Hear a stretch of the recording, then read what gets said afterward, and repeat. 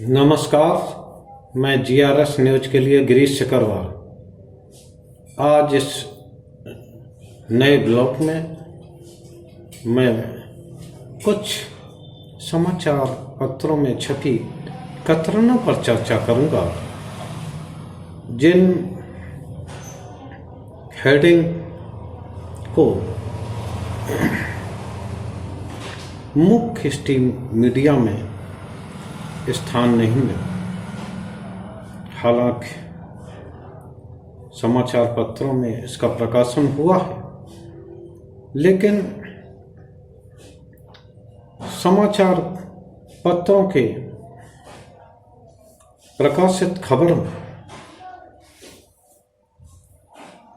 कुछ लोग इसे यूं ही छोड़ देते हैं, तो मैं उनके खबरों की गंभीरता के बारे में आपको बताऊंगा। सबसे पहले मैं आपको चुनाव आयोग ने एक नया प्रयोग किया है।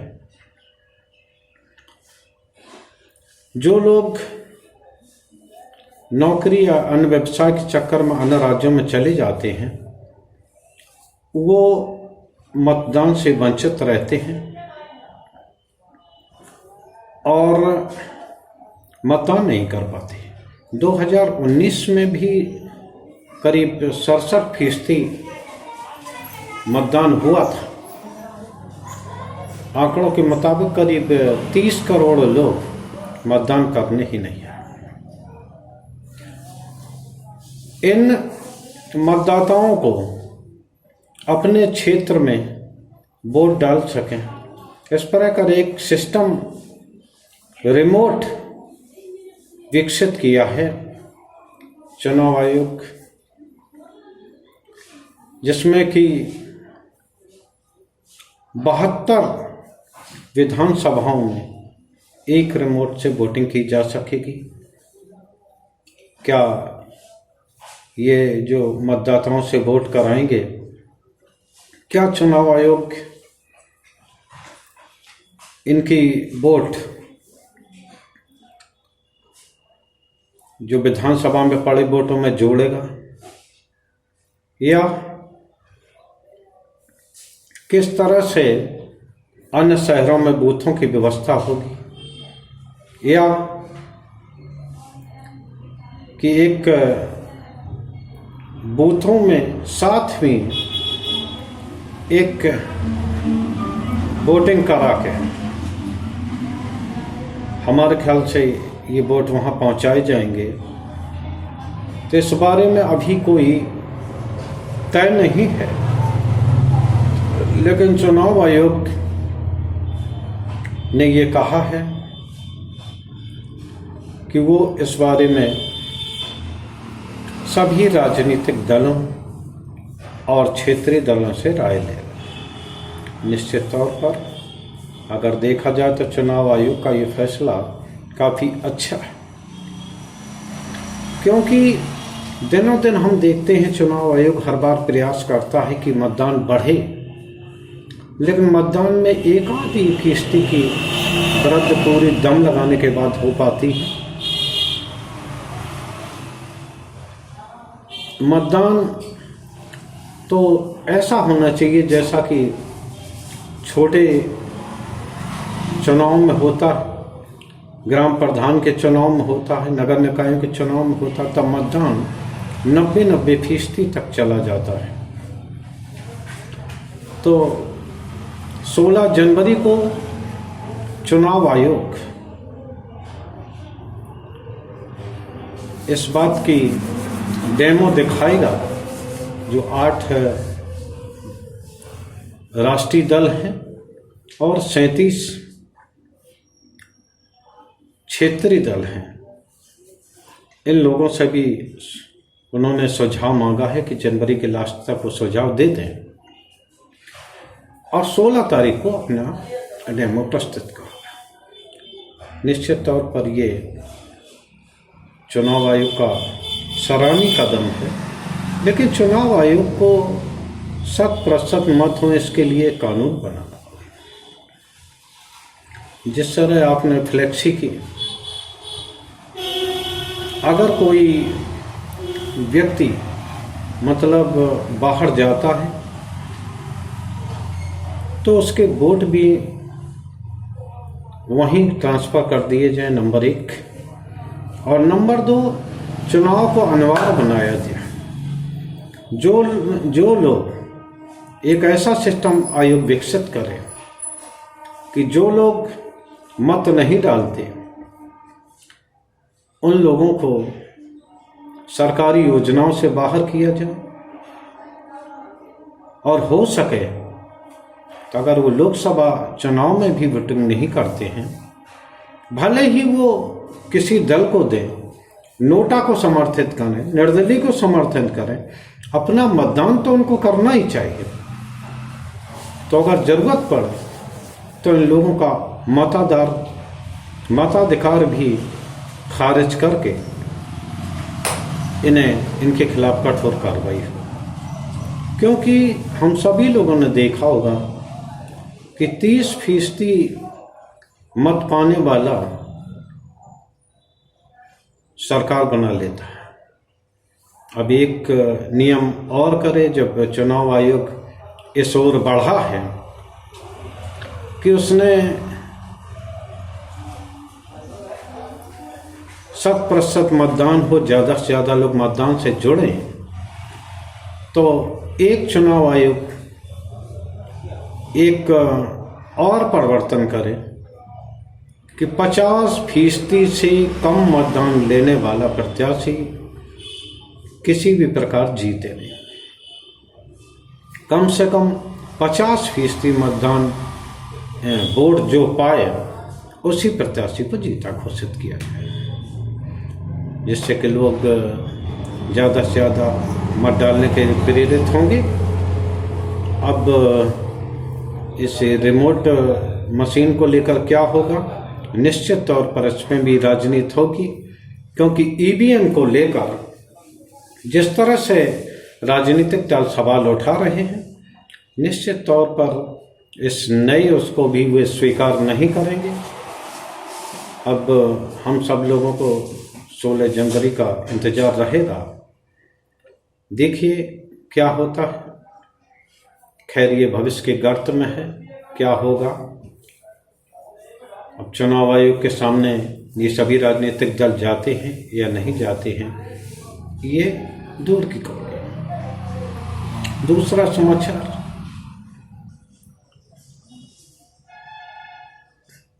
सदन में कई बार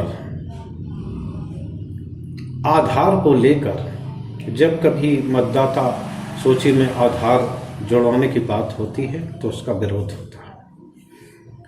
सरकार बार बार सदन में जवाब देती है कि आधार स्वैच्छिक है। अगर कोई व्यक्ति अपने आधार को शेयर नहीं करता है तो निश्चित तौर पर उसका मताधिकार नहीं हटेगा, उसका वोट उससे नहीं काटा जाएगा, ये स्वैच्छिक होगा। आधार को भी कई बार सरकार स्वैच्छिक बता चुकी है, लेकिन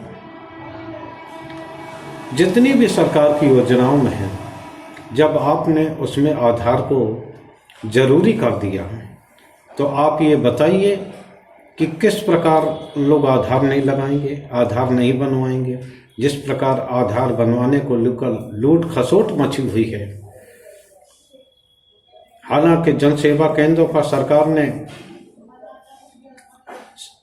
कीमत निर्धारित कर रखी है, लेकिन आधार में करेक्शन करने या कुछ चीज़ बनवाने के लिए 100-100, 200 रुपये लिए जा रहे हैं, जिससे उनका आर्थिक दोहन हो रहा है। बार बार सरकार अपडेट के नाम पर लोगों को परेशान कर रही। अगर किसी के उसमें कोई अगर परिवर्तन ना हो तो उसे अपडेट कराने की क्या ज़रूरत है। अगर कोई परिवर्तन हो, अगर वो चाहता है तो वो अपडेट कराए। या कोई आदमी, मान लीजिए हम ग्रामीण क्षेत्र में रहते हैं तो हमारा क्या पता बदल गया है जो हम अपडेट कराएं। हम अन्य जगह कहीं जाते हैं और यहाँ से अपनी मतदाता सूची या सदस्यता हटाते हैं मान लीजिए हम शहर में जाने लगे या दिल्ली में रहने लगे, तो अगर हम दिल्ली जाएं तो आधार अपडेट कराएं, वो तो सही होगा। लेकिन अगर वहीं रहते हैं, सालों से वहीं रह रहे हैं, तो बार बार आधार अपडेट कराने के नाम पे तंग करना सरकार बंद करे। सरकार ने अभी एक नया नियम बनाया है कि 1 जनवरी से जो भी बीमा पॉलिसियाँ खरीदी बेची जाएंगी या उनका नवीनीकरण होगा, उसमें KYC जरूरी है। यानी कि आपको आधार देना पड़ेगा या अन्य दस्तावेज हैं जिसमें कि फ़ोटो और पता प्रमाणित होता हो। वैसे आधार सबसे बढ़िया वो विकल्प है। इसी प्रकार पैन कार्ड में भी आधार जोड़ने की कवायद हो रही है। वैसे तो अधिकांश आधार लगा रहता है, खाते में आधार लगा रहता है, फिक्स में आधार लगवाती हैं कई बैंकें। उसके बावजूद बार बार पैन कार्ड में ये जोड़ने में जनता को परेशान किया जा रहा है, जो कि गलत है। अब सरकार ने साफ कहा है कि 1 जनवरी के बाद जो भी पॉलिसियाँ नई बिकेंगी, किसी प्रकार के बीमे की हो, तो उसमें आपका KYC आपको कराना पड़ेगा। इसके बिना कोई भी पॉलिसी आपको नहीं मिलेगी। और तीसरी खबर, शाहरुख खान अभिनीत फिल्म पठान की है। पहले तो लोगों ने पठान फिल्म के खिलाफ अभियान चलाया। अब फिल्म प्रमाणन बोर्ड, सेंसर बोर्ड जिसे हम लोग कहते हैं, वो भी अब सक्रिय हो गया है। लोगों के विरोध को देखते हुए उसने एक गाने के बोल बदलने को लेकर पठान फिल्म के निर्माताओं को नोटिस जारी किया है। और आशा है कि फिल्म के और भी दृश्य काटे जाएंगे, चाहे भले वो एक कहानी के हिस्सा हों। मैं पूछना चाहता हूँ, फिल्म कैसी कहानी हो, किस तरह से फिल्म बनाई जाए, क्या ये एक भीड़ निर्धारित करेगी कि कौन सा गाना रहे, कौन सा रंग उसमें दिखाया जाए या न दिखाया जाए, किस तरह की वो हो। जिस तरह से भीड़ तंत्र हावी होता जा रहा है, उससे ऐसा लगता है कि भीड़ तंत्र के सामने न तो अब न्यायालय की जरूरत रही है, न अब सांसद विधायिका की जरूरत रही है कुछ। क्योंकि जो भीड़ कहेगी वही सब करना होगा। भीड़ अगर चाहेगी तो आप कानून बदल देंगे। भीड़ अगर कहेगी कि बिना जांच निर्दोषों को जेल भेज दे, तो आप जेल भी भेज देंगे। तो ये जो भीड़ तंत्र का जो वो है, संवैधानिक संस्थाएं भी भीड़ तंत्र के सामने अधिकतर झुकती दिखाई दे रही, जो कि लोकतंत्र के लिए तो खिलाफ है। और आगे चल के आप ये देखना कि इसी तरह भीड़ तंत्र हावी रही तो कोई भी कानून बनाना, किसी तरह की फिल्में या अभिव्यक्ति की आज़ादी पर प्रतिबंध लगेगा। क्योंकि अगर भीड़ नहीं चाहती, अगर भीड़ चाहती है किसी की हत्या करनी है, तो वह सरेआम किसी की हत्या कर देगी और उसका कुछ भी नहीं बिगड़ेगा, क्योंकि भीड़ है। निश्चित तौर पर सेंसर बोर्ड अपना काम करेगा। अभी सेंसर बोर्ड ने नोटिस जारी किए हैं। देखना यह है किन दृश्यों पर कैंचियाँ चलती हैं। आशा है कि मेरे ख्याल से फिल्म में खूब कटाई छटाई होगी। हालांकि उन्होंने सेंसर बोर्ड ने एक बदरंग रंग को लेकर एक जो गाना 12 दिसंबर को जो गाना फिल्माया गया है, तो उसको लेकर निर्माताओं को उन्होंने नोटिस जारी किया है। लेकिन लगता ऐसा है कि खूब कटाई होगी फिल्म में। आपत्तिजनक जो भीड़ तंत्र ने जो आपत्ति की है बिना फिल्म देखे ही, केवल एक फोटो के जरिए, निश्चित तौर पर सेंसर बोर्ड उन दृश्यों को भी कटवाएगा, क्योंकि भीड़ तंत्र जिस तरह हावी हो रहा है उस तरह भविष्य में अभिव्यक्ति की आज़ादी भी छिन जाए तो कोई बड़ी बात नहीं।